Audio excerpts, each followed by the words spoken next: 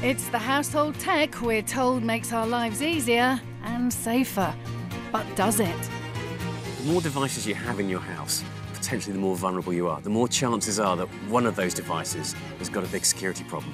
Tonight, we reveal the hidden dangers in this so-called smart technology. As we uncover how products designed to protect are being hacked. These devices are made by companies that haven't put enough effort or thought into the security. We meet a couple who had no idea they've been watched by thousands of strangers online. Oh my gosh. Unbelievable, isn't it? You seem really shocked, Jean. Oh gosh. And many others being watched are children. What we're seeing here is truly terrible. It's a gross invasion of privacy.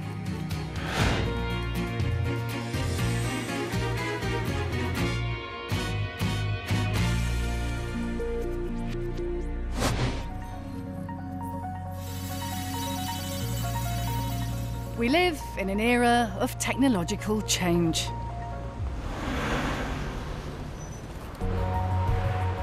Our cars are getting smarter. Turn on the kettle. And everything from our kettles to our curtains can work remotely. Now that we've high-speed broadband in 4 out of every 10 UK homes, many of us are replacing traditional household appliances with smart products connected to and controlled via the internet. Collectively known as the Internet of Things, these connected devices are designed to simplify the way we use our technology. From using our phones to switch on our heating, to keeping a watchful eye on home security. In every household across the UK, there are at least 10 internet-connected devices. This figure is expected to rise to more than 420 million products being used across the country by 2020. But at a time where we're supposedly entering a cyber Cold War, Cybersecurity officials have issued an unprecedented joint alert warning that Russian hackers are actively seeking to hijack... Could the trust that we've put in our technology be putting us at risk? Right where we feel most secure, in our own homes. Alexa, turn on the kettle. Charlotte and Ben think they've got the ultimate smart home. Alexa, set the heating to 21 degrees. The heat's set to 21. Filled with the latest smart gadgets. Most of the everyday devices here have one thing in common. They're connected to the internet by the couple's wireless router. As far as smart home devices are concerned, what have you got altogether? Well, the lights, the TVs, the kettle, the blinds, the curtains. And the heating. The house. Oh, and the heating. And there's more. Other gadgets are connected to Charlotte and Ben's voice-controlled assistant. She does our lights, she turns the TV on, she can turn the kettle on, she can close the curtains. A lot of it does come in useful, as well as it being convenient. It's also good for security. It makes it look like someone's home. And especially when we had a newborn, having your hands full, being able to control most of your household devices, especially the lights and the curtains and the TV, in the middle of the night, whilst you're feeding a baby, was really, really handy. But does all this convenience come with a catch? Outside their house, in this kitted-up camper van, are cybersecurity experts who'll test how secure this smart technology is. Big businesses hire these guys to deliberately hack their systems and expose any vulnerabilities. Ken, how are you going to get into this house? Well, we're going to try and hack their Wi-Fi. And the household has told us which one was theirs, so we don't accidentally hack the wrong house. Once we've done that, we then need to look for their wireless encryption key, their password that protects everything. The homeowner has very wisely, they've changed it from the one written on the back of their router. Good idea. But it still isn't quite strong enough. We gave our team a list of the couple's products and the number of characters in their password. The hack could be carried out without this, it would just take longer. Their aim is to intercept the messages between the couple's router and their devices. Even using a laptop like this, we could crack it in about 40 minutes, but using professional grade equipment, like we have in our data centre, we could crack it in less than a second. So now you've got that information, what could you potentially do with that? Well, we're on your wireless network. We're you. So now we can see what you're doing and exploit people's smart tech to steal their identities, get loans in their name. And there have been cases of hackers driving around, stealing people's Wi-Fi network keys, and then hacking their bank accounts. It might be someone on the street, it might be a neighbour. Now Ken has managed to hack their router. He has a direct path to many of Charlotte and Ben's devices. We've had a few hours to start looking, and we found lots of really interesting things. So how's about we turn on the TV? Very good. Hello, Ben. I'm watching you. So we found a way of using one of the functions on your TV to send arbitrary images to it. Mm-hmm. Say you were sitting here on your own of an evening and you switched that on and that happened. I would be terrified, you know, especially as a woman. If I was in by myself, Yeah. I'd be straight on the phone to Ben, telling him to come home. Like many families, you've got an Alexa, Amazon Echo, which is great. I love it. You can use it to control stuff remotely. But because we can send audio and arbitrary content from your TV, we can tell your Alexa to do stuff. Alexa, close the downstairs curtains. OK. Oh, my Crikey. Spooky. It would really freak me out if I was at home by myself one night and they started closing and opening spontaneously. But even more alarming is that our team could now start spending Charlotte and Ben's money. Alexa, order me an iPad. It's £273.76 total. Would you like to add to basket? No. So you could be out, the TV could start ordering stuff. Yeah. And that could cause all sorts of problems with credit card charges. Indeed. Yeah. Especially if we weren't here when the delivery came. Yes. And sign for it with a courier, and all of a sudden, That's product's scary. gone. Yeah. Yeah. I think I would worry that there was someone sat outside and that physical presence is then also quite frightening. And there's more. Our team took control of the smart kettle, lights and wireless printer. We managed to hijack. All of this was possible because of a weak router password. A truly strong one should be made up of random letters, numbers and symbols. Now you've heard what you've heard, are you going to be changing your router password? Yes, I think so. It could definitely do with being a bit more secure. It's going to be my job for tonight, I think. With so many devices, Ben needs a strong password. If you don't change your wireless key on your router, it's too easy for hackers to crack that key. The more devices you have in your house, potentially the more vulnerable you are. The more chances are that one of those devices has got a big security problem. The more toys, the more things that you want to control, the more opportunity there is for malicious individuals to try and manipulate your house. The threat level at the moment is high for cyber security, for hacking. We expect it to remain high for some time, probably indefinitely. So there's no getting away from that.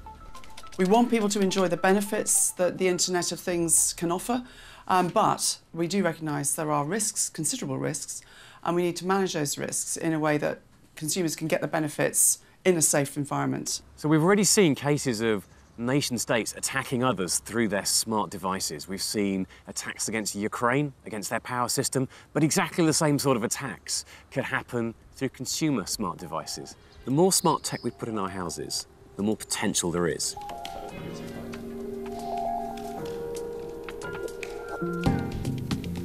But what drives a criminal hacker?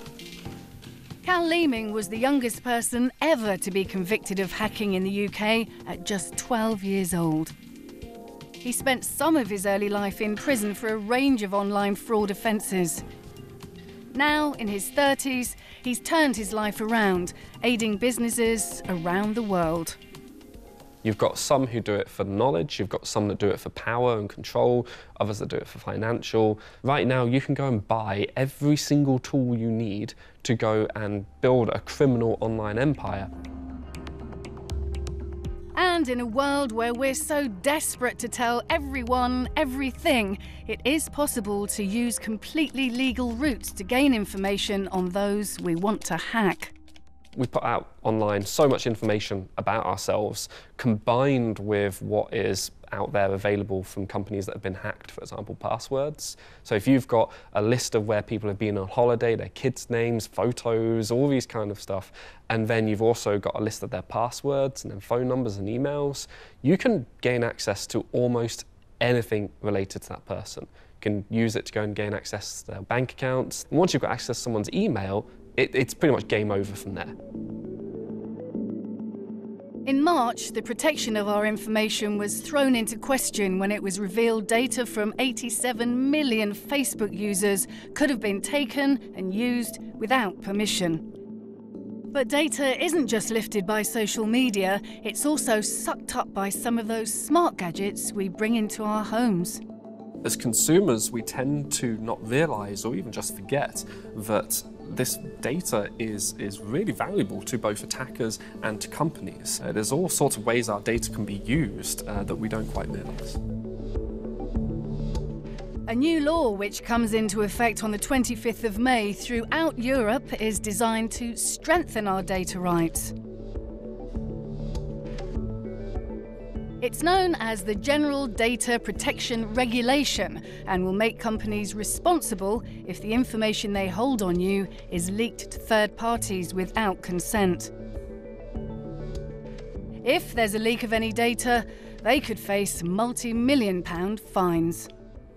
People's personal data needs to be more secure. They need to have the freedom to own their own data, and across Europe there is the General Data Protection Regulation, which is coming into force across the European Union. The legislation we're passing, enables Britain to take advantage of certain changes that we can make, tailoring it to our own needs as a country. But that will reinforce people's data rights. As our homes have got smarter, so too have our cars. Of the top 10 models sold in the UK last year, 8 can use keyless entry systems. Keyless technology isn't anything particularly new. You have a fob instead of a key, and when you're in close proximity, the car automatically opens. And with many newer models, this technology comes as standard. The ignition's just a button, making the key a thing of the past. It's easy to see why this appeals. However, with this desire to save consumers extra seconds, vehicle security may be at risk with technology that can be hacked.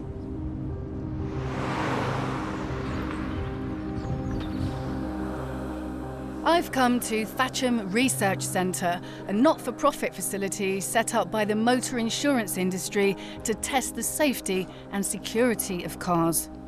Manufacturers seem to be very keen for us to buy keyless cars. Why is that? So the keyless systems are really convenient. So manufacturers call them different things, but what we're really talking about is systems where you have a key fob, you don't even have to press the button, you just put it in your pocket, approach the car, you get in, press the start button, you drive away. Yeah, so they're the benefits. What about the downside? Does it make us as drivers more vulnerable to theft and security? Well, there is a vulnerability that we found with keyless entry systems where the signal can be essentially boosted to increase the range, and that's what criminals are taking advantage for. But it is a vulnerability, so what has gone wrong? Criminals can use a piece of equipment that can pick up the signal from the key, another piece of equipment by the car, which basically fools the car into thinking the key is right next to it. So, by intercepting a signal, as you can see here, a thief can open a car door, disable any alarms and switch the engine on, all in a matter of minutes. They don't even have to break into the house. They are actually standing outside of the house because they can pick up the signal through the wall. Up until recently, car crime had been in decline, thanks in part to improved security systems. But in 2016, more than 85,500 cars were stolen. This was a rise of 30% across 3 years. So how quickly do you reckon you could get into this car? So if I lock the car now, I can show you. Using kit that can be bought online for just a few £100s, Richard is going to show me how quick it can be to steal a keyless car. He won't need to touch the fob, he just needs to be near it, so we've hung it up several metres away.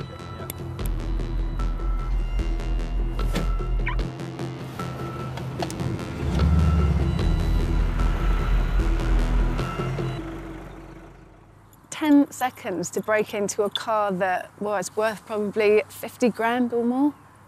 I can't believe that, actually. I couldn't believe it.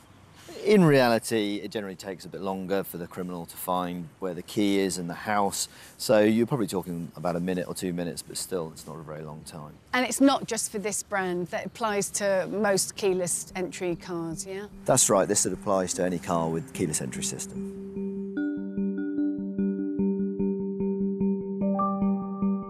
Although police figures don't specifically record whether keyless entry has been used to steal a car, a Freedom of Information request by Panorama shows the steep rise of car crime in parts of the UK since 2015.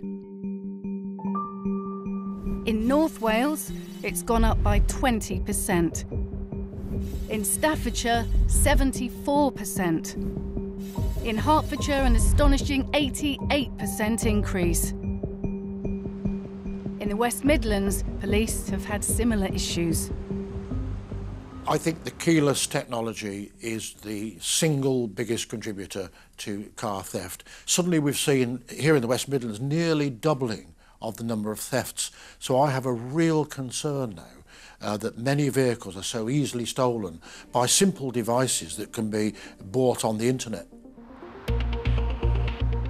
There are 32 million cars on the road, and the researchers at Thatcham think around 350,000 of those are using keyless technology. Here we see some footage from a security camera from a drive of a house in Birmingham, and you can see the one guy on the left there now is trying to pick up the signal from the car key that's been left inside, probably in the hall. He's found the signal, you can see the flashes go on the car, he's ready to drive it off. That's taken about 20 seconds to steal that vehicle. Some models do let you switch keyless off, but David Jameson wants manufacturers to invest more profits into better security. The manufacturers have been saying things like, oh, their cars are safer than ever. Well, tell that to the people who've had their cars stolen. If we've had a doubling of thefts in our area alone, and we've seen it across the country, a big increase in car theft, that cannot be true. So I think they're partly in denial, but they're going to have to do something about it. And what I will be doing in the next few months is actually publishing lists of cars that are stolen so the consumer can then make up their mind. Until more car manufacturers take action, classic security solutions could be the answer. This is where the manufacturers should be helping.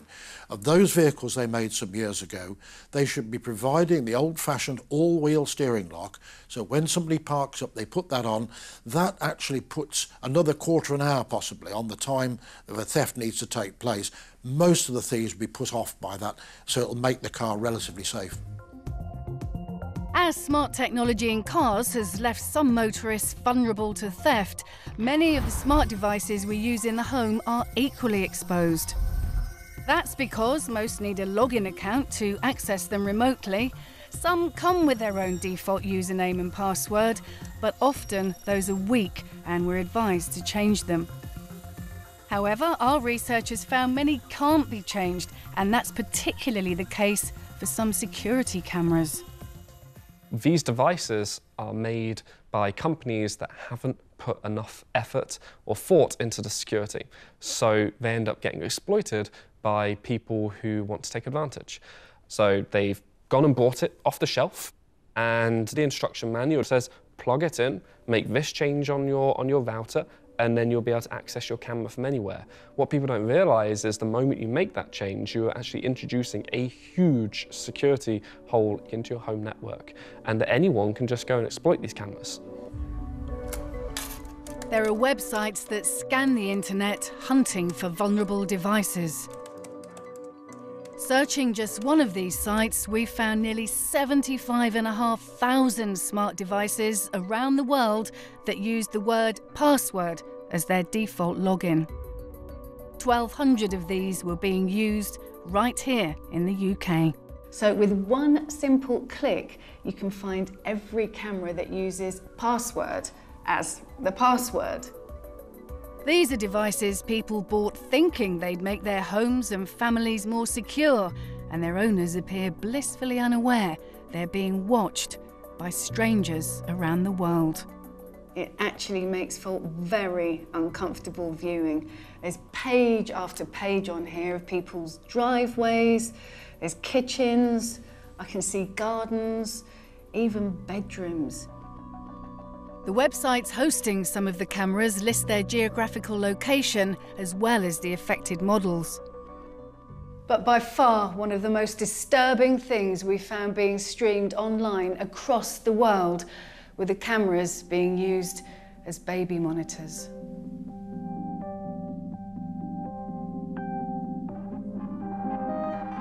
A lot of baby monitors now are fitted with cameras so they can be checked on a mobile phone, sending alerts if they detect any movement or sound. But once again, where the custom account settings haven't or can't be changed, they've been left exposed on sites like this. What I'm looking at right now is a baby monitor in the northeast of England, and what's more is I can actually hear them as well because the device has a microphone. And here we've got another, this time a child in their bedroom in South Wales. But what's most troubling is that both of these cameras can be looked at any time of night or day by anyone across the world. On one device belonging to a family, we witnessed a parent changing their child in full view of the camera.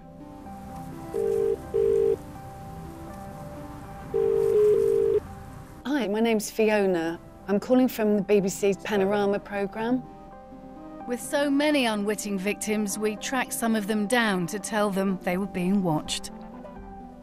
We found on a website which streams insecure smart devices footage of your child's bedroom. This parent, who didn't want to be identified, had no idea their child was being live streamed online. Understandably, they were horrified by our findings and switched off the cameras.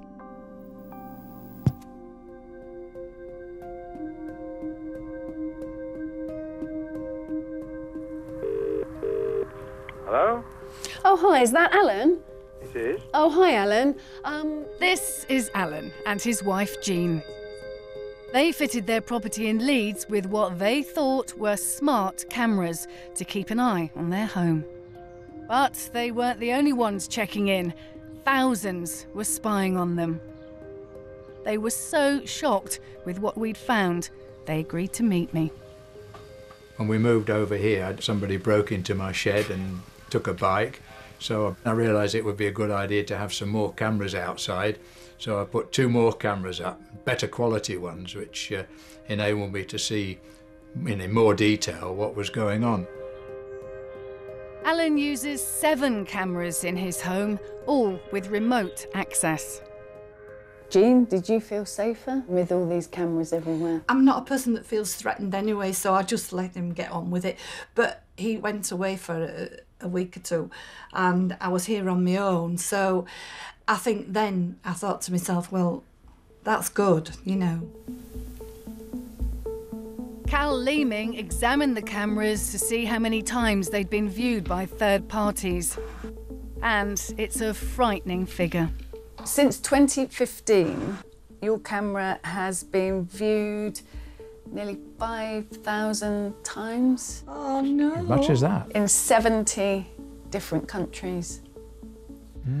Quite a lot. Oh, my gosh. Unbelievable, isn't it? You seem really shocked, Jean. Oh, gosh. Across these 70 countries, Alan and Jean's cameras had been accessed for a total of 366 hours.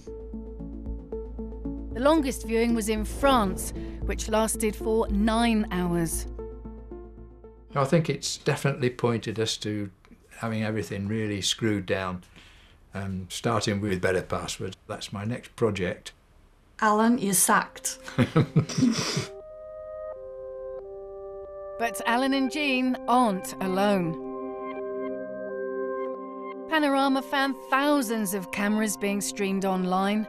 Whilst intrusive, it's not illegal. CCTV cameras inside a school in Nicaragua, a public swimming pool in Poland, and a children's nursery in America. You'd assume that accessing these sites would be against the law, but actually it isn't. As long as the people using these websites don't log into the camera or alter the settings of the devices they're watching, it doesn't legally constitute hacking. We showed our footage to Margot James. What we're seeing here is truly terrible. It's a gross invasion of privacy, and it's incredibly voyeuristic, isn't it, to be watching someone just going about their daily life. And if you have the slightest concern about the security of something as important as a baby monitor, then, you know, to go back to something which is not internet enabled would be my choice. You know, if that were my child, without a doubt. So, what can be done? As this is about more than getting people to change their passwords, the government's issuing a new code of practice. Called Secure by Design, it aims to ensure smart devices have better built-in security. The key companies involved in making and selling them will be told they must be harder to hack and that customers must be better informed. The new code will apply to 4 groups. The manufacturers that make the devices, such as smart kettles and digital assistants, the likes of Bosch and Amazon. The companies that provide the internet networks, such as BT and Virgin, and cloud storage, such as Apple and Google. App developers, so the people who are designing the apps on our phones that control smart devices. And retailers, the stores on the high street and online who are selling smart products. But the code is only voluntary, and it's not due out until next year. Certainly things that people can do as of now is check the passwords. Is the device or the manufactured good that you've bought, does it have the facility to change the password? If it does, change it. Check your router. There are things that can be done as of now. Right now, if a company discovers a security issue in one of their products, all they have to do is end of life that product. That means they stop manufacturing it. It doesn't mean it's going to stop getting sold, right? But then they have no obligation to then go and fix those problems to make sure that consumers are protected. Yeah. How is that not illegal? It is maddening. So far, none of the big-name manufacturers have said whether they intend to sign up to this code of practice. For now, it's up to consumers to keep themselves safe and hope it isn't too late.